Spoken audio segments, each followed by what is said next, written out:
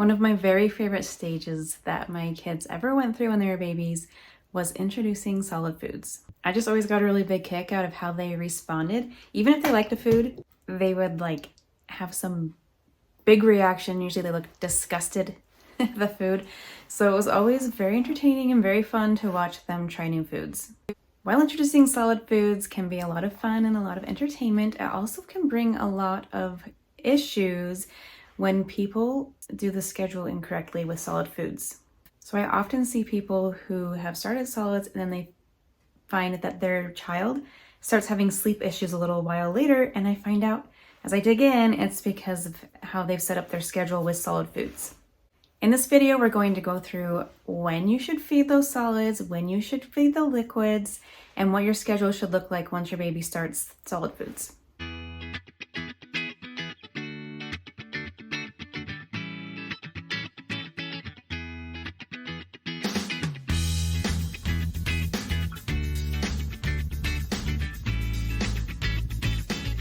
But first, hello, my name is Valerie. I blog at babywisemom.com.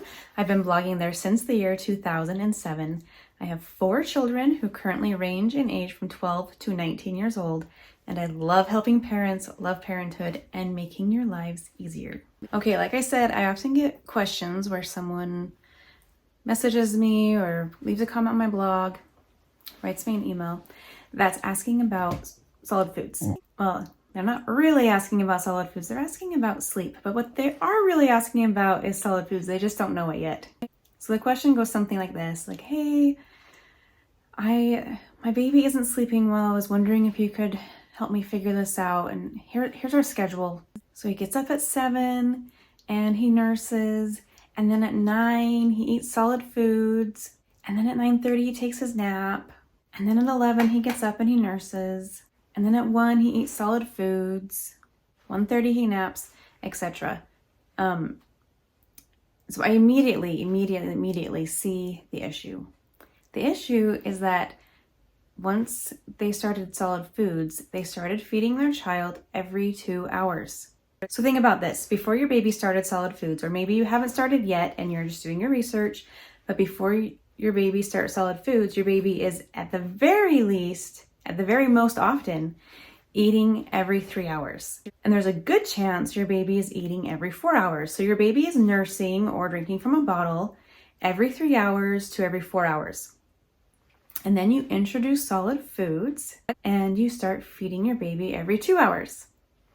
When's the last time you fed your baby every 2 hours? Stop and think. When's the last time that your baby's schedule was eating every 2 hours? The last time you probably fed your baby every 2 hours was probably during a growth spurt when your baby was a newborn, and it probably stressed you out. Oh my goodness, why is my baby eating every 2 hours? And the assurance was, it's okay because it's a growth spurt. And when the growth spurt's over, your newborn baby, who is just a few weeks old, will go back to eating every 2.5 to 3 hours instead of every 2 hours. Then you start feeding solid foods and you are feeding every 2 hours. And that can really start to mess with your child's digestion, which messes with your child's sleep. A 6-month-old does not need to eat more often than a 6-week-old. And oftentimes when babies start eating solid foods, they eat less frequently. And that isn't true if your baby's on a 4-hour schedule, your baby's going to stay on a 4-hour schedule. But if your baby's on a 3-hour schedule and starts solid foods, there's an excellent chance that very soon thereafter, your baby's ready for a 4-hour schedule. So once again, a 6-month-old does not need to eat more often than a 6-week-old. You don't want a snacker at 6 months old any more than you wanted a snacker at 6 weeks old. You still want to work on full feedings. So what you want to do is get your baby up, feed your baby.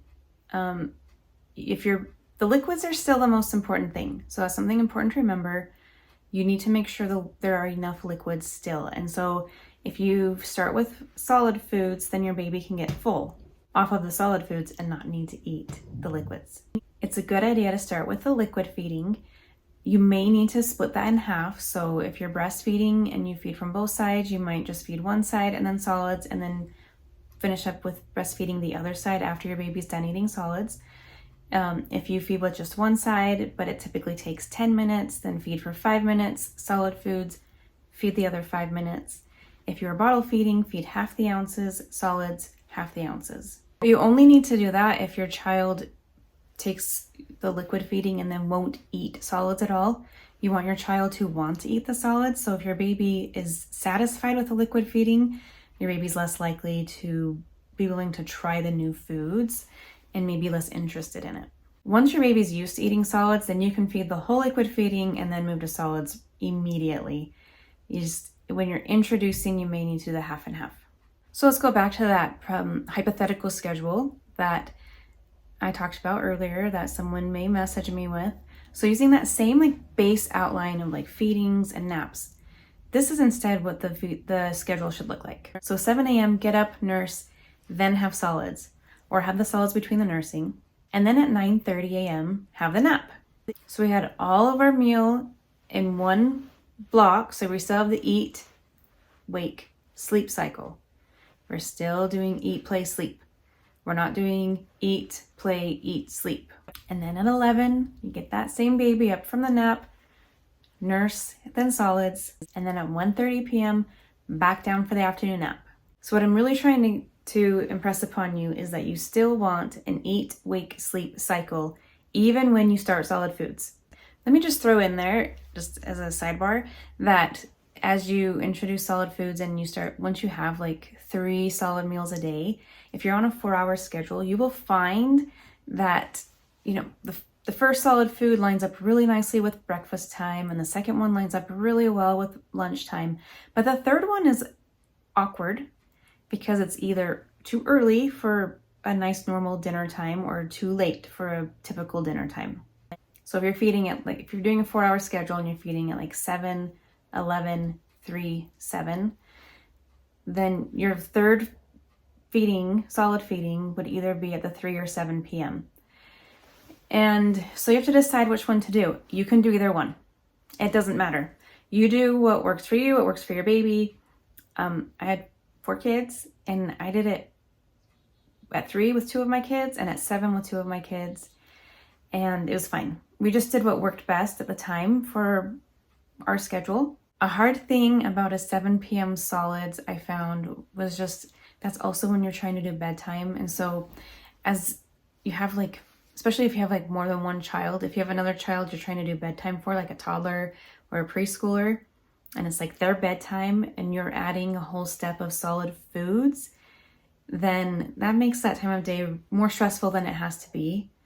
So just do the solids at either 3 or 7, just whatever works best for you. All right, I hope that clears up what your schedule should look like when you're on solid foods. Remember, you're still doing eat, wake, sleep.